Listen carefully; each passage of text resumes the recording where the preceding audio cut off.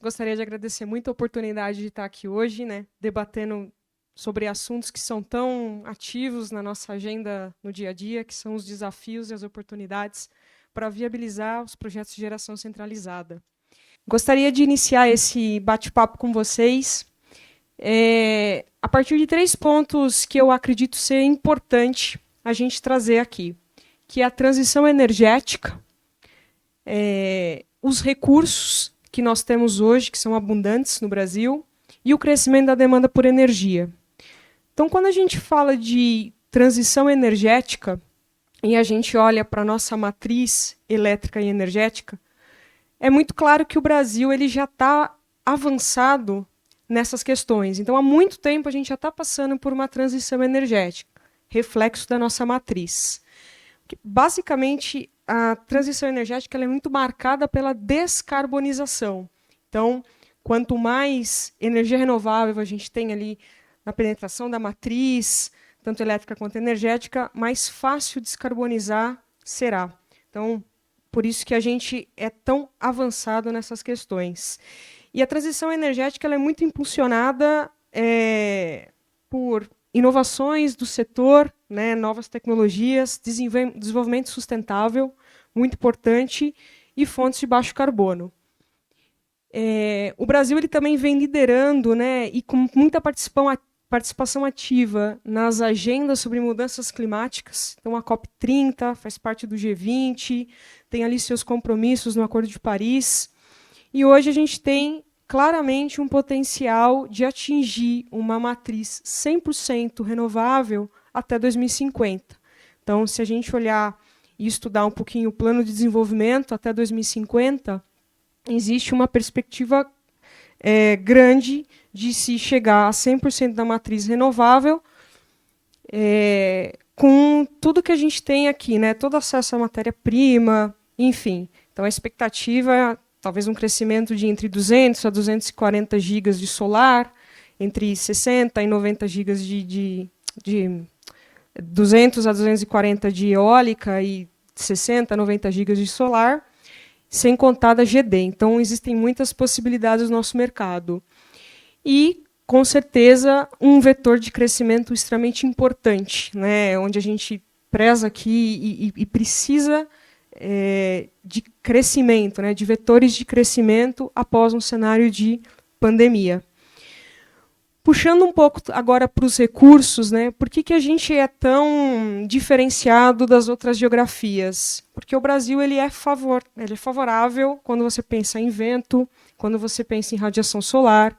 Então, o Nordeste ele é contemplado pelos bons recursos nas duas fontes, então solar, eólica, projetos híbridos como um todo. E o Sul também tem bastantes oportunidades na eólica.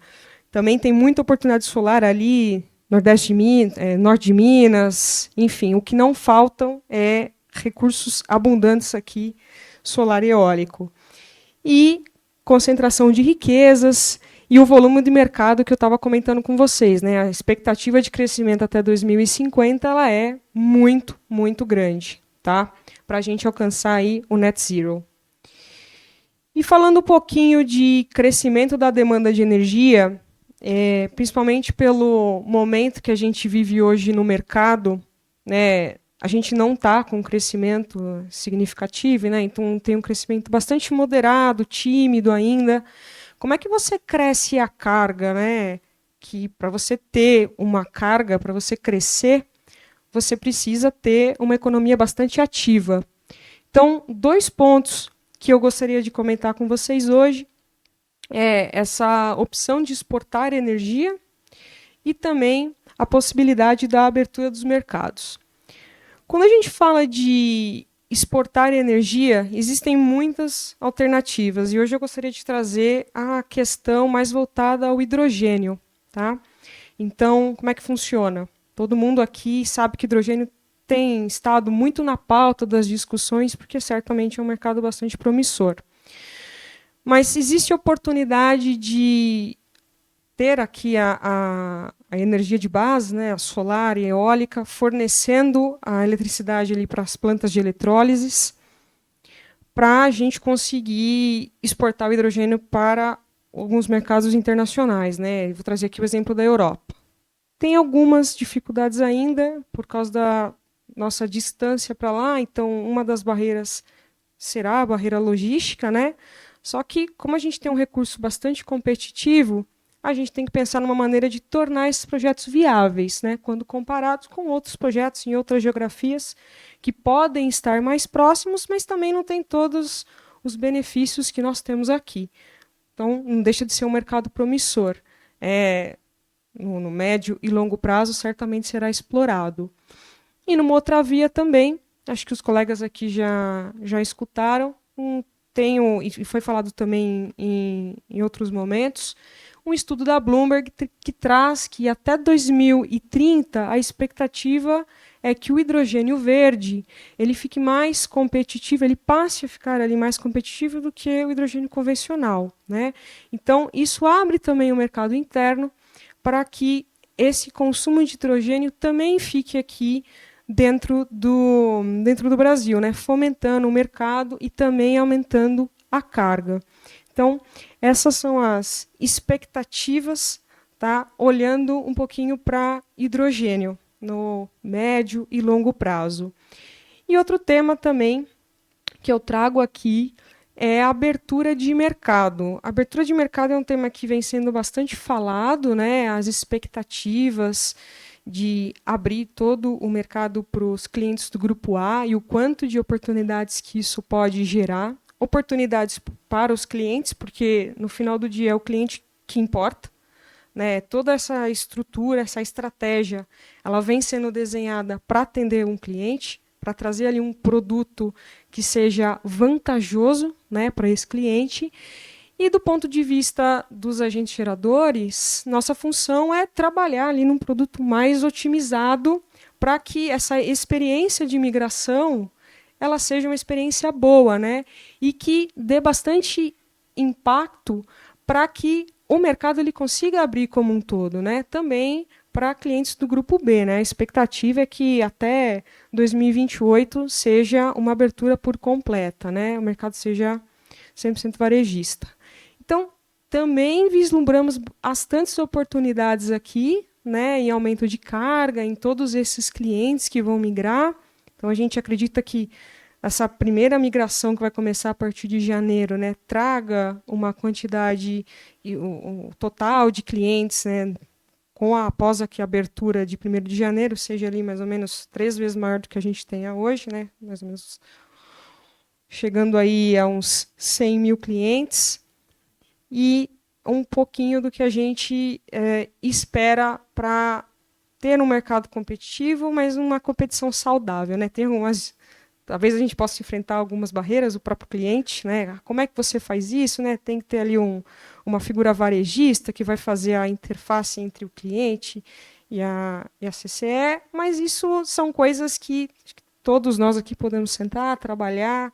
O setor pode pensar em como deixar isso viável e uma boa experiência para que esse mercado consiga se abrir como um todo.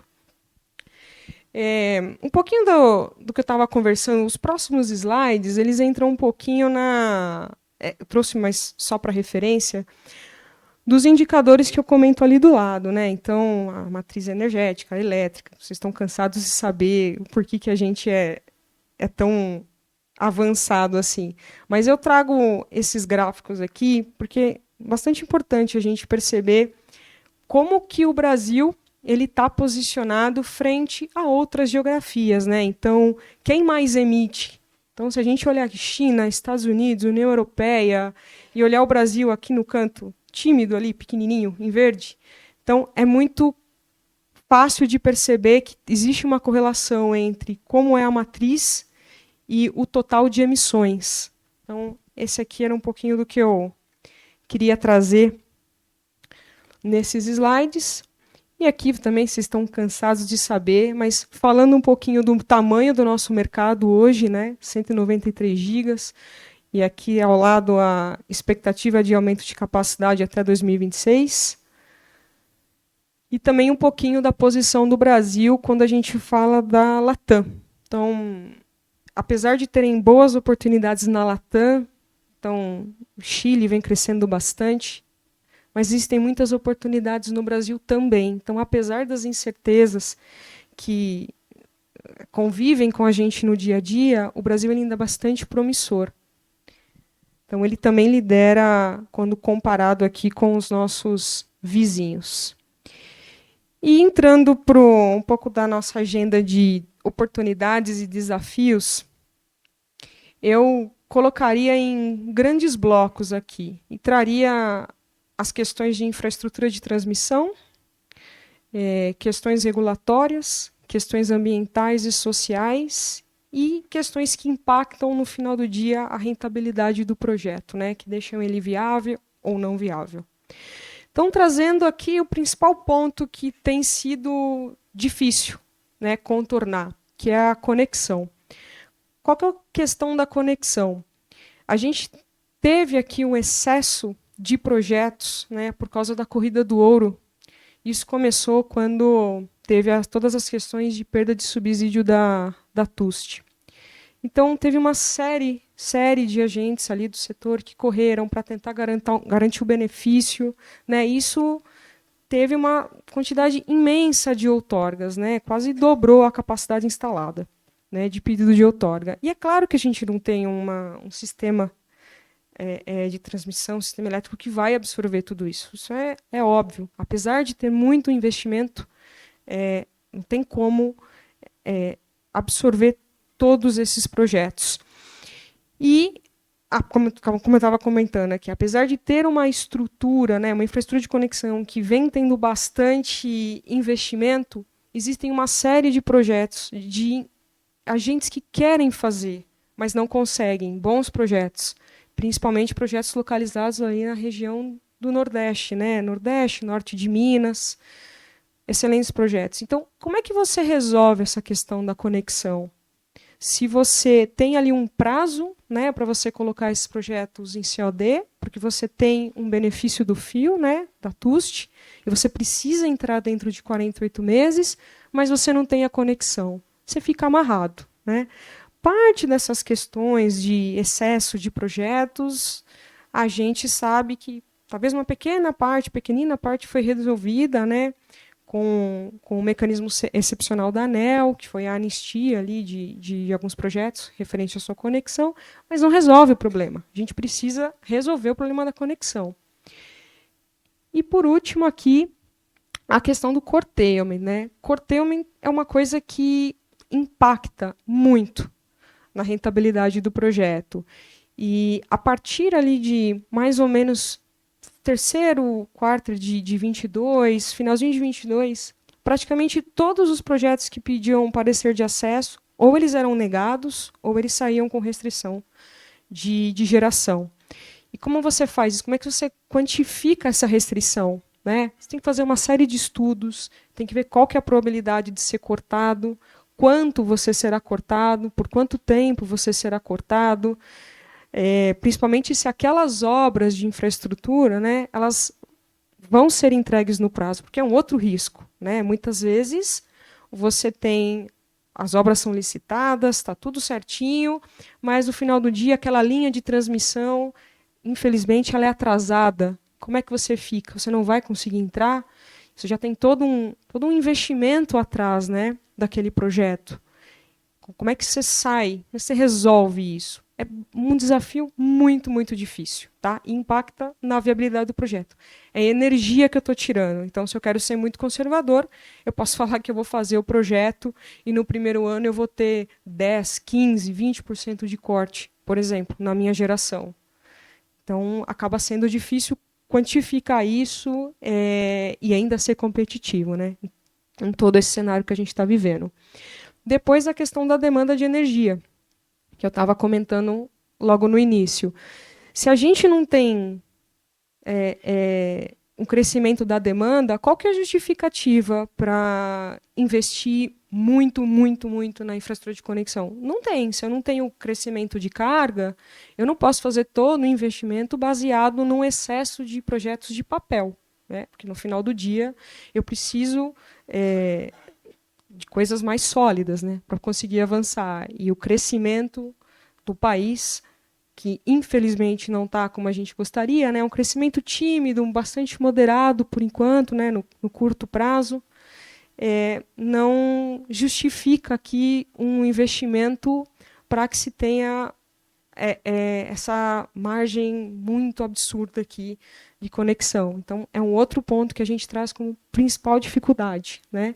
E tem o atendimento ali da carga pela própria GD, né? A GD vem tomando ali seu espaço, o merecido espaço, mas também atende pontualmente as cargas e acaba também contribuindo aqui para essa não visão do crescimento da carga, tá? E o cenário econômico, que é crescimento moderado, enfim. No momento, a gente não está no melhor ano. E, para fechar aqui esses impactos que estão fora do nosso controle, eu trago a questão do preço da energia. O preço da energia, que o preço estrutural está muito baixo, e preço também a gente não tem muito o que fazer, né? É reservatório, é chuva e é carga. E hoje a gente tem muita chuva, tem reservatório que está vertendo, né? Porque não tem o que fazer com aquela energia, e a carga que não está crescendo. Como é que é isso daqui a um tempo? A gente acredita que isso deva se corrigir. Então, todos os colegas aqui que é do setor acompanham, acredito que é o setor há algum tempo, e devem lembrar que em 2021 a gente estava falando de racionamento, né? Então é muito cíclico isso. Hoje a gente está num período que os preços estão baixos, esse período pode reverter, tudo é cíclico. E a gente entende que no curto prazo a tendência seria, daqui 2 anos, 3 anos, seria essa correção dos preços de infraestrutura, tá? E aí a gente teria uma melhor visibilidade desses projetos. Entrando na agenda do CAPEX, né, que muitas vezes parece o vilão, mas ele não é. Na verdade, ele não conseguiu acompanhar, né, todas essas outras componentes que foram no sentido contrário. Então, preço de energia caindo, demanda que não cresce, enfim. O CAPEX ele não teve uma queda. No final do dia, ele teve uma subida muito expressiva, né, após o período da pandemia. Então, teve, enfim, projetos aí que tiveram impactos muito, muito relevantes, 30%, 40%, 50% do valor do CAPEX, tanto no serviço quanto no equipamento. E a gente não viu uma descida de CAPEX proporcional. Isso se manteve. Apesar do preço do equipamento ter reduzido um pouco, o preço do painel está caindo, você ainda tem incertezas que circulam ali. Então, inflação, a volatilidade das commodities, isso impacta o nosso CAPEX. Tá? E, principalmente, a situação da oferta e demanda, quando você tem os nossos projetos, né, projetos pequenos, né, comparado a esses projetos de infraestrutura, e ali você tem um grupo de EPCistas que, entre dedicar tempo ali no seu projeto, se dedicar, otimizar o seu projeto, vai preferir fazer isso, vai preferir participar de uma licitação para uma linha de transmissão, né? Então, você ainda tem essa dificuldade adicional, que é conseguir trazer bons preços. Tá? Quando você tem aí um mercado bastante aquecido para a compra de equipamento, linha de transmissão, falando de uma perspectiva de conexão, infraestrutura de conexão. Tá? E, por último, ali, fechar a questão do CAPEX, características do projeto. Né? Então, cada vez mais está mais difícil fazer projeto bom. Então, apesar do Brasil ser muito privilegiado em termos de recurso, não é 100% do tempo que você vai ter os melhores projetos, né? Vai ter o melhor vento, vai ter o melhor site, o melhor terreno. Então, isso também entra como uma dificuldade. Como é que você pode otimizar o seu CAPEX? Como é que você consegue ali ter o menor CAPEX por megawatt-hora, por exemplo? Buscando muito, tem que garimpar muito para encontrar uma localização interessante para você conseguir trazer o melhor valor ali. Né, agregar o melhor valor para ser competitivo, porque o feijão com arroz, né, o básico, não se estrutura, não para de pé. Falando um pouco das incertezas regulatórias, que também vem ocupando bastante espaço nas discussões, eu gostaria de trazer aqui questões do sinal locacional, né, que assim como as restrições da conexão, ele também impactou bastante ali os projetos do Nordeste, né, principalmente sua grande maioria eólico, mas também solar. Mas enfim, qual que é o ponto? O sinal locacional ele aumentou muito, tá? Ali na região do Nordeste. Então tinha projeto com uma tarifa de 7,5, 8, que foi para 10, 11, 12, 15, tá? E quando a gente faz, quem trabalha aqui com modelagem financeira, valuation, sabe o impacto da TUST, né, no projeto. Então, às vezes, chega a 10, 15, 20% do preço de PPA que você vai ofertar. Então, é muito impactante. Então, como é que você tira, além de você não ter conexão, você ainda tira ali a competitividade quando você compara Nordeste com o Sul. Isso é ruim? Assim, no modo geral, o que a gente quer é que cresça o setor, né? Mas é que a maioria dos projetos eólicos, eles estavam no Nordeste. O que você faz com tudo isso que você já desenvolveu? Né? Como é que você resolve essa equação? Depois, o subsídio da TUST. Né? Se você não tem conexão, como é que você vai entrar em 48 meses? Como é que você resolve isso? Tá? Então, essa é uma outra dificuldade. Se você não tem conexão, você não vai entrar nos 48 meses, você vai perder a outorga e o benefício da TUST. E questões relacionadas ao ex-tarifário e reforma tributária, que vem sendo bastante pauta nas nossas agendas, né? O ex-tarifário impactando a solar, né, significativamente, tanto para projetos legados quanto novos projetos, né? Ainda não tem uma visão definida, né, de como vai ser, mas os impactos já são conhecidos, então a gente sabe que o impacto seria no imposto de importação, deixando a solar um pouco menos competitiva, né, com o ex-tarifário, com o benefício, e reforma tributária, que, como eu estava conversando aqui, é outro ponto que não se tem uma visibilidade de quanto vai subir da alíquota, né, qual vai ser o impacto final, mas a gente sabe que vai ter um impacto, por enquanto, é o que se estuda, projetos legados e novos projetos. Da parte de financiamento, queria trazer dois temas aqui, que é a taxa de juros, né, praticada nos últimos anos, principalmente agora, recentemente, tem sido alta no último ano, o que dificulta um pouco também quem trabalha aqui com modelagem e busca crédito, sabe que está bastante difícil, né? E a dependência dos bancos de fomento. Então, no final do dia, os bancos de fomento são os que possuem melhores taxas, melhores condições. E uma vez que você não tem para todo mundo, porque isso é um recurso bastante escasso, né? Depende de vários fatores, inclusive do município em que o projeto está localizado. Então, como é que se alavanca? Como é que você tira o melhor valor do seu projeto se o seu financiamento não está colaborando, né? Você vai para debentures, né? Você vai para uma outra linha de financiamento que, infelizmente, não é tão competitiva quanto esses bancos. Então, você também tem esse impacto, né? E, por último, as questões ambientais e sociais. Então, ambiental, falo muito na perspectiva ali de cronograma de projeto. Então, todo mundo aqui também do setor, quando vai fazer um cronograma, você trabalha ali com os prazos, né, dos órgãos ambientais e tá ok fazer isso. Só que muitas vezes a gente percebe que é solicitado, existem exigências além das normativas, né, o que deixa esses processos mais complexos. E muitas vezes isso acaba sendo um problema, porque ultrapassa até mesmo a margem que você coloca de proteção ali dentro do seu cronograma. Então, pode impactar em início de obra e, no final, pode até impactar no seu COD. E a gente sabe que hoje, início de operação ali tem que estar bem casadinho com a outorga, porque existem uma série de riscos atrelados. E as questões sociais, né? Não se fala muito, não é muito tratado esse problema, mas tem muito movimento social contra as energias renováveis.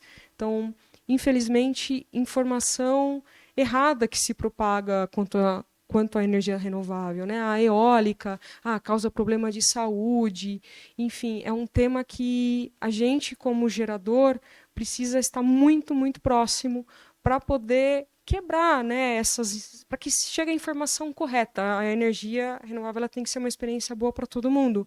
Ela não tem que ser boa só para o gerador, mas ela também tem que ser boa para a comunidade. Então é controlar um pouco ali desses movimentos sociais, propagando a informação certa.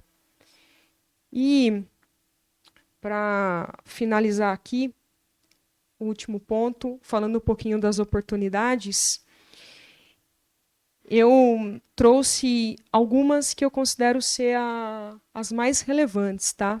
Então, como é que a gente se protege sobre a questão da conexão? Sendo que, como gerador, a gente não pode fazer nada, né? Está um pouco fora do nosso controle.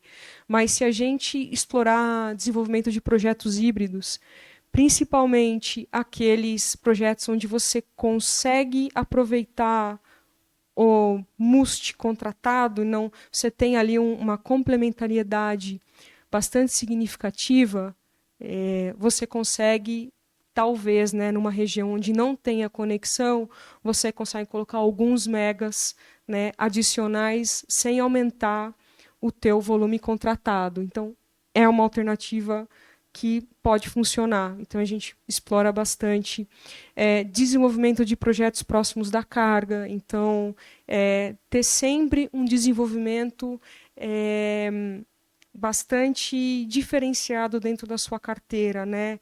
Então, ter Nordeste, ter ali no norte de Minas, ter no sul também. Então, a diversificação da carteira é fundamental para você ter o produto que melhor se adera ao momento, né? De mercado, do que o cliente está procurando. Então, isso é um ponto essencial, pensar em projetos próximos da carga. E a maior exigência para a garantia de conexão, eu trago aqui um ponto sobre as últimas alterações regulatórias, né, sobre a garantia da conexão. Então, para garantir a conexão hoje, está diferente. Então, você precisa aportar garantias ali no ato do parecer de acesso, depois aportar garantias, né, para assinar o contrato de conexão. Isso pode filtrar um pouco aqueles agentes que de fato querem construir, né, daqueles agentes que no passado viram uma oportunidade de tirar uma outorga para vender isso no futuro e não tem aquela expectativa real de fazer alguma coisa com o projeto, né? Eu vou tirar isso aqui só para poder ganhar um valor em cima e vender. Não, aqui é de fato quem quer fazer, vai aportar as garantias e vai avançar. Então a gente entende que pode ser ali um filtro, tá, para os projetos que queiram avançar e de fato quem vai consumir a margem é quem tem o interesse de implantar. A parte de demanda de energia é a criação de carga, então é pensar em como a gente vai trabalhar realmente para fornecer energia para as plantas de H2, né, para o processo de eletrólise, pensando aqui em mercado brasileiro, pensando em exportar essa molécula de hidrogênio. Então, é um ponto que a gente trabalha internamente também. A melhora do cenário econômico, apesar de estar tímido ainda, a gente acredita sim que isso é uma fase e pode melhorar, é cíclico, né? A gente tem boas perspectivas de que no médio, longo prazo a gente consiga estar no cenário melhor.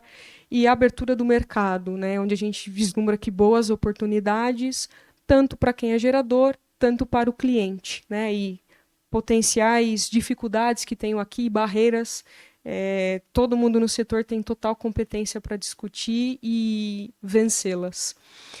Da parte de CAPEX, trabalhar o projeto quanto antes, né, para reduzir incertezas, principalmente da parte de estimativas de CAPEX, então fazer os estudos de campo, pensar em maneiras de otimizar esse projeto, buscar sinergias de conexão, então investir em grandes clusters E quando você olha ali na tua carteira de projetos, você não vai ter, de todos os projetos, você não vai ter só filé mignon, isso é óbvio. Você tem projetos muito bons, que são mais estratégicos, projetos que são médios, que são para um outro momento de mercado, mas no momento você precisa saber priorizar o que é melhor, né? Então, vá lá, faça um LCOI da sua carteira, entenda como é que você pode trabalhar com aqueles produtos, né, com aqueles projetos para o mercado, principalmente ponderando ali características de terreno, como é que é a conexão, se é próxima, se é longe, enfim,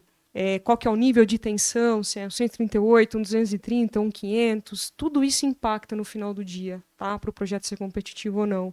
As incertezas regulatórias, diversificação de tecnologia e submercado, como eu estava comentando.